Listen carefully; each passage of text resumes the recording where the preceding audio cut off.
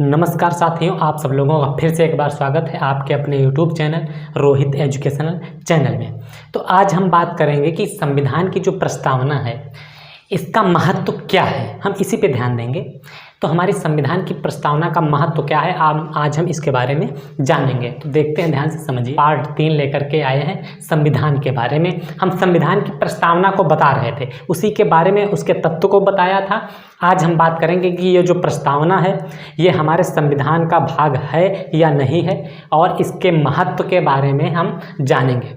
सब तो ध्यान देते हैं, बड़ी देर तक इसमें बने रहिए, वीडियो के अंत तक बने रहिए और बड़ी ध्यान से आप लोग नोटबुक लेकर के बैठ जाइए ताकि आप सब लोगों को बहुत अच्छे से समझ आए, वो नोट करते जाइए।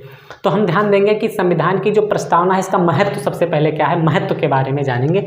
तो देखिए, सर आह्लाद कृष्णस्वामी अय्यर ने कहा है कि जो प्रस्तावना है, क्या कहा है कि जो प्रस्तावना है ये हमारे दीर्घकालीन सपनों का विचार है। क्या कहा है?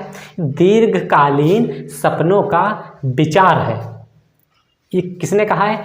अय्यर जी ने कहा है।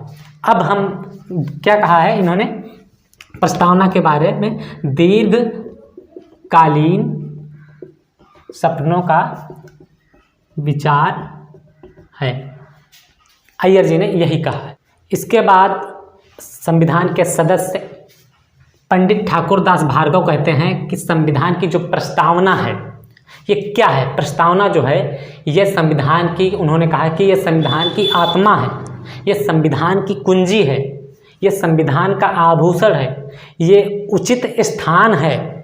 क्या कहा है कि जो प्रस्तावना है ये एक ऐसा उचित स्थान है जहाँ से मनुष्य संविधान का मूल्यांकन कर सकता है। ये किसने कहा है? ये भार्गव जी ने कहा है। तो इन्होंने क्या कहा है? कहा ये आत्मा है, और क्या कहा है? आभूषण है। क्या कहा है? किसका? संविधान की। संविधान के आभूषण, आत्मा कहा है, आभूषण है, कुंजी है। क्या कहा है? कुंजी है। और क्या कहा है?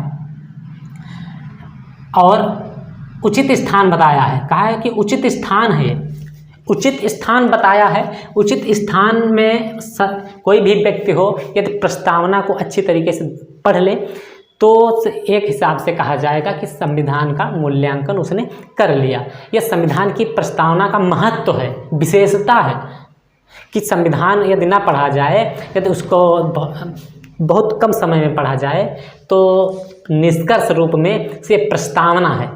इसके बाद में एक अंग्रेज थे, सर अर्नेस्ट बार्कर।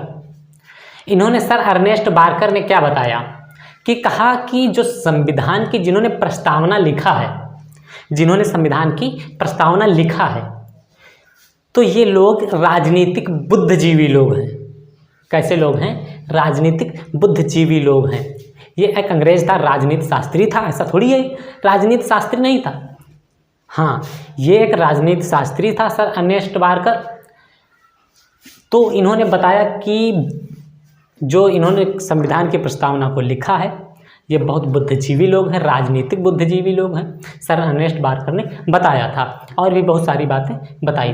पूर्व जो मुख्य न्यायाधीश थे सर एम हिदायतुल्लाह, इन्होंने बताया कि इन्होंने बताया और माना है कि जो प्रस्तावना है ये हमारे संविधान की आत्मा है। क्या बताया? कि प्रस्तावना जो है ये हमारे संविधान की आत्मा है, जिसमें राजनीतिक तौर तरीकों का हम अध्ययन कर सकते हैं, या राजनीतिक तौर तरीकों को दर्शाया गया है। किसने बताया है? मुख्य न्यायाधीश हिदायतुल्लाह ने बताया है। तो ये थी महत्वपूर्ण बातें कि संविधान की जो प्रस्तावना है इसका महत्व क्या है। ये महत्व हम लोगों को पता होना बहुत ज़रूरी है। यदि पता नहीं होगा तो यदि हम दूसरे को बताएंगे या क्लास में पढ़ाएंगे, कभी टीचर बनेंगे, या यदि कोई सिविल सर्विस होगी, कोई भी सर्विस होगी, संविधान के बारे में पढ़ने को आता है, पूछने को आता है, तो ये सारी चीज़ें पूछी जाती हैं। इसलिए आप लोग इसको ज़रूर पढ़िए और इस वीडियो को शेयर ज़रूर करिए। अब हम बात करेंगे कि संविधान को, अब हम बात क्या करेंगे कि जो प्रस्तावना है, अब प्रस्तावना महत्व पढ़ रहे थे, अब बात करेंगे कि प्रस्तावना जो है संविधान का, प्रस्तावना संविधान का भाग है या नहीं है, हम इसी के बारे में बात करेंगे। संविधान की जो प्रस्तावना है इसकी विशेषता का उल्लेख करते हुए उच्चतम न्यायालय ने एक बार बताया था कि संविधान, किसने बताया था? उच्चतम न्यायालय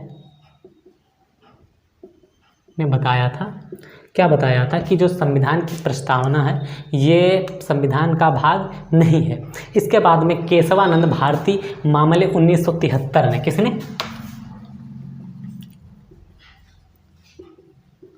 भारती मामले 1973 में बताया गया, उनका विरोध किया, उच्च न्यायालय का विरोध किया। उच्च न्यायालय का विरोध करने के बाद में इन्होंने बताया, इस मामले ने कहा कि ये संविधान की जो प्रस्तावना है ये संविधान का ही भाग है।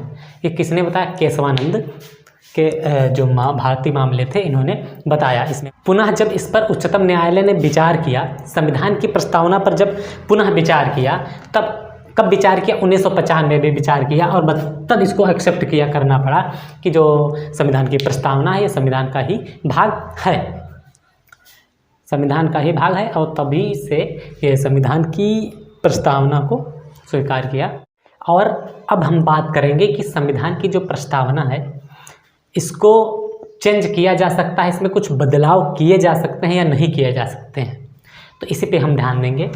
तो देखिए, केशवानंद भारती मामला जब 1973 में आया तो इसमें बताया गया कि संविधान में बदलाव नहीं किया जा सकता क्योंकि यह संविधान का भाग नहीं है। लेकिन उसके बाद में उच्चतम न्यायालय ने इसको बताया कि कहा कि संविधान में मूल अधिकारों को, जो मूल चीज़ें हैं, मूल तत्व हैं, महत्वपूर्ण तत्व हैं, उनको छोड़ करके बाकी सभी चीज़ों का बदलाव हम कर सकते हैं।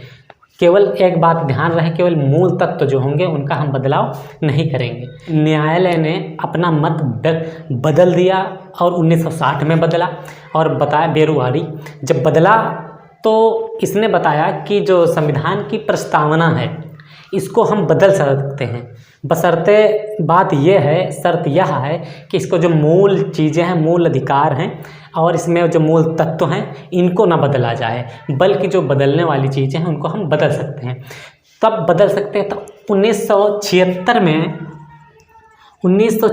में 42वें संविधान संशोधन में जब हुआ, 42वां संविधान संशोधन हुआ, तब इसमें 3 तत्व लाए गए थे। 3 तत्व कौन कौन थे वो? एक तो समाजवादी थी, धर्मनिरपेक्ष और एक अखंडता थी। ये 3 तत्व कब लाए गए? 1976 में लाए गए, इनको जोड़ा गया। ठीक है, तो इसलिए हम बात कह सकते हैं, निष्कर्ष तौर पर कह सकते हैं कि जब संविधान की जो प्रस्तावना है इसको हम बदल सकते हैं, और बदल कब सकते हैं इसमें, और संविधान को बदला जा सकता है या नहीं बदला जा सकता है, या संविधान, इसके बारे में बताया गया। इसकी विशेषता बहुत जानते हैं आप लोग क्या है? इस संविधान की विशेषता ये है कि हमारा संविधान न तो लचीला है और ना ही अधिक कठोर है। जैसे अमेरिका का संविधान है तो उसके विपरीत हमारा संविधान सबसे अलग है और बहुत सबसे बड़ा भी है, लिखित संविधान है, विश्व का सबसे लिखित संविधान यही है। तो इसके कुछ आलोचक भी हैं। आलोचक क्या कहते हैं? कहते हैं कि इस संविधान को लिखने में बड़ा समय लगा, टाइम लगा, उधर और बहुत सारी चीज़ें हैं, आलोचना करते हैं। तो ये सारी चीज़ें थी संविधान